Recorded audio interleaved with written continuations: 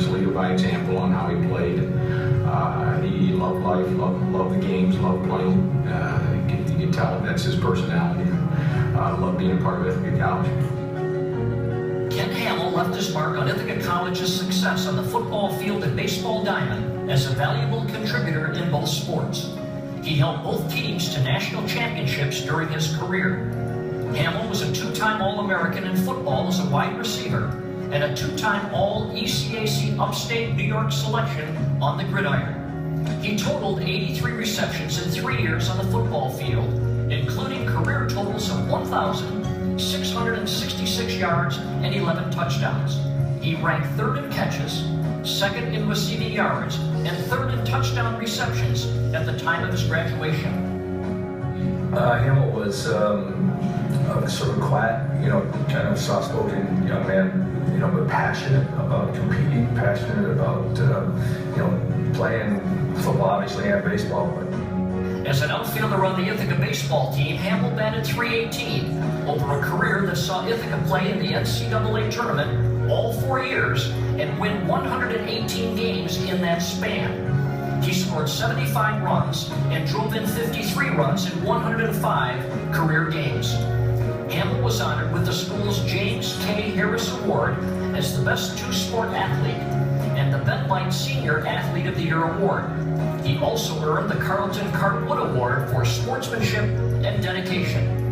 Tonight, we honor him as an inductee in the Ithaca College Athletic Hall of Fame, Ken Hammel.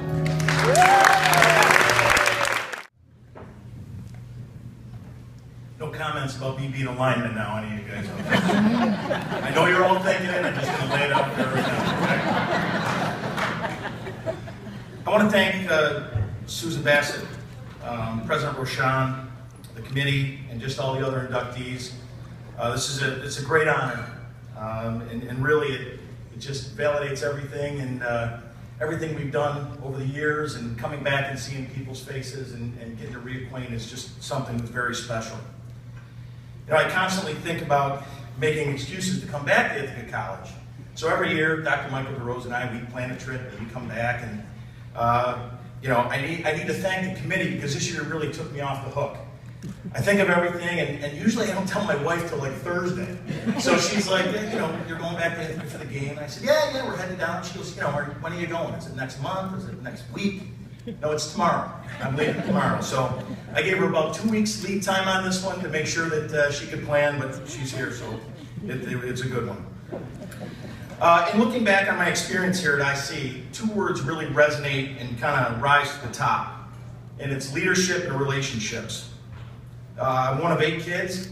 My parents provided me the leadership that I needed to know what was right and wrong, but also to know that no individual is greater than the team.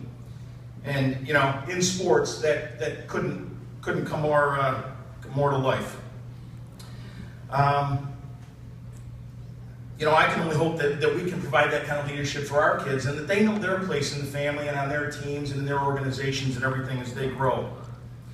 My high school career was anchored by a great bomber who played football and baseball here, Coach Denny Layden.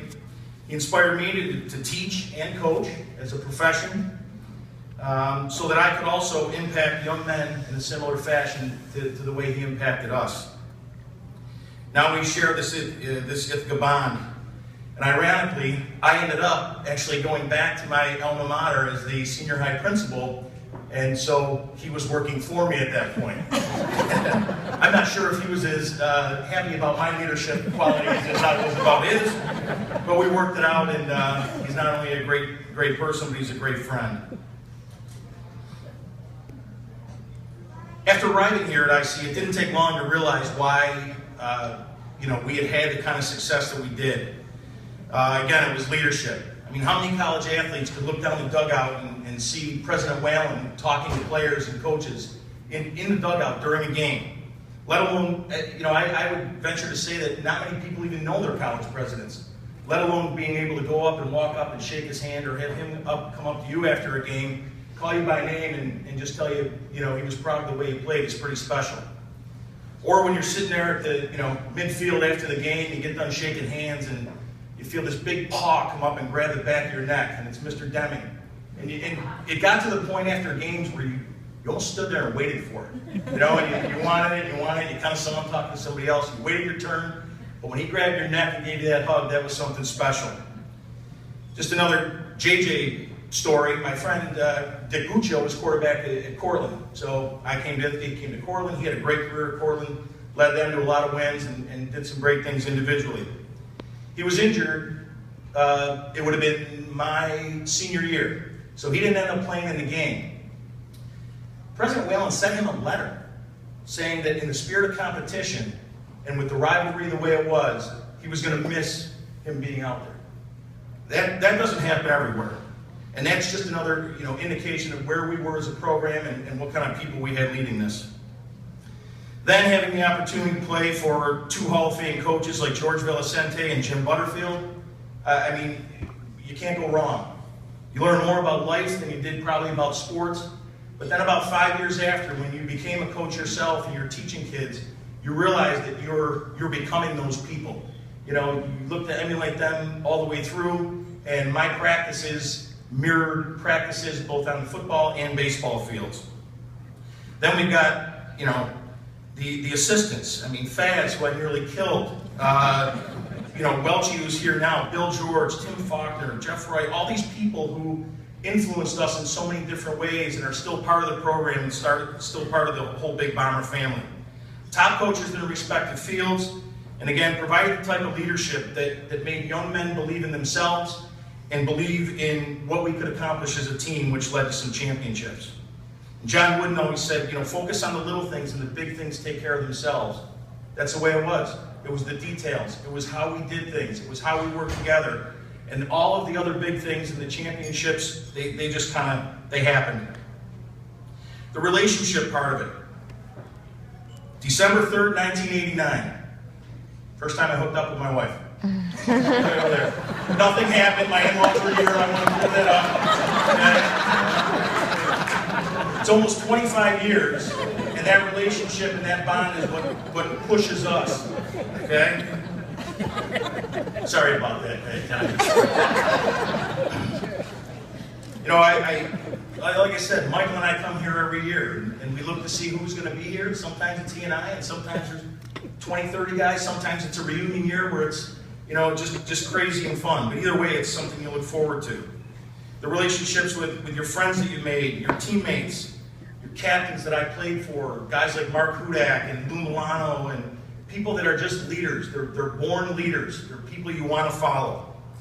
And then we have the relationship with the community. I think John said the townies. I mean, I had the Rich family, Dutch and Penn, the Riches, they would send articles. They would cut articles out and send them to my parents back at home so that they could see what was going on and if I was getting any press. And, I didn't even know that until I get home and, my mom's showing me this stuff. So they weren't doing it to artificially. It was just pure and really made the whole experience special. I had the Elks Club. You had Nancy Smith and Jan and Norman Kathy Wall, and I'll never forget Sarah Fazio putting me back together after I realized that it was over. We go down, we're in Battle Creek, Michigan, we get eliminated in the World Series, and I'm kind of sitting in my room wondering what I'm going to do next. I mean, I didn't have a plan. I didn't know what was going to happen. But all I knew that it was over. And I didn't know how I was going to get by that. And here's this teenage kid. She sewed me back together and put me back to, got me back to square one, and I kind of moved on from there. But these are the relationships that make the experience more meaningful. The games, the rings, the championships, they're all things that help to kind of measure the degree of your success. But the true experience for me is measured by the friendships that we formed and the ones that certainly continue to this day. My only hope is that my kids, wherever they decide to go, whatever they decide to do, can find someone like I have in Missy, and to share, and build the kind of relationships with the friends and the coaches and just the people that I had the opportunity to do here. In closing, I want to add, when college decisions were being made, I hadn't completely convinced my parents that I was college ready, if you know what I mean. So there was some discussions, what are you going to do?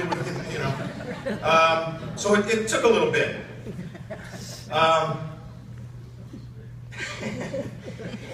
And I think I had a couple of things down. I was getting a little head start on the beer drinking. It was kind of toward my, end of my senior year. And I knew I had the sports thing down. But I really had to crack down on the books. And I can tell you that making the decision to come to Ithaca College was the best decision I could have made. It allowed me to grow. It allowed me to mature as a person, as a young man. I'll never forget, you go around on these visits, and really it was football that I was really talking to more coaches about. And I would go to these places, and you'll come into camp as a freshman, you'll do this, you'll do that, and you kind of blow smoke. And, we sat down, and Ithaca was the only place I didn't stay overnight, so I didn't have that overnight experience and everything with the guys. And we sat in Coach Butterfield's office, and he said, Ken, I don't know if you'll ever step foot on this field. He said, but if you do, you'll have a chance to play for a national championship. And I can tell you, by the time I went home my sophomore year at Christmas, I'd already won 2. So, good things were going on here, and I am just an absolute, the timing couldn't have been better for me.